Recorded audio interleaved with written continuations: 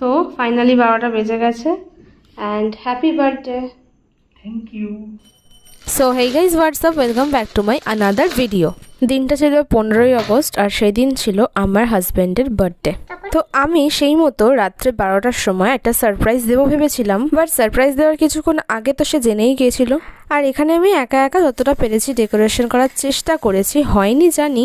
বিয়ের পর এটা তার first birthday, so this had to be very special. 15ই আগস্ট রাত 12টার সময় আমরা প্রথম সেলিব্রেশন করলাম কেকটা কেটে, আর এটা ছিল তার 30তম জন্মদিন। তোমরা কিন্তু ওকে অনেক অনেক ব্লেসিংস দিও। আর কোইন্সিডেন্টলি আমাদের দুজনেরই বার্থডে কোনো একটা স্পেশাল দিনে। তোমাদের বার্থডেও কি কোনো স্পেশাল দিনে? তাহলে কমেন্টে অবশ্যই জানিও। যদিও বার্থডের দিনটা সবার কাছেই একটা স্পেশাল দিন হয়ে থাকে। Birthday to you, happy birthday to you, happy birthday dear husband, happy birthday to you.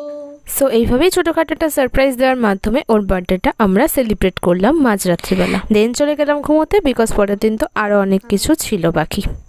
So এইভাবে রাত্রেবেলায় ফার্স্ট কেকটা কেটে সেলিব্রেশন করা হলো। আর এটা ছিল 15 আগস্টের দিনের বেলা। দুপুরবেলায় খাবারে অনেক কিছু মেনু ছিল। ভাতের সাথে ছিল ডাল আর পঞ্চব্যঞ্জন, মাছের ঝাল, মাটন কষা, মিষ্টি আর পায়েস।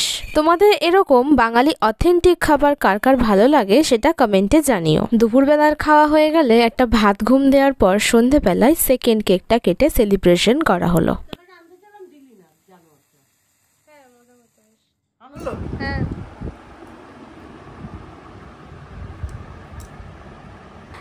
রাত্রেবেলা তো আমরা নিজেদের মধ্যে ছোটোখাটোভাবে সেলিব্রেশন করেছিলাম। দেন সেই দিনকে সন্ধ্যাবেলায় বাড়ির সবাইকে নিয়ে, যদিও বাবা সেদিনকে ছিল না, কাজে গেছিলো একটা, তো মাকে নিয়ে একটু সেলিব্রেট করলাম।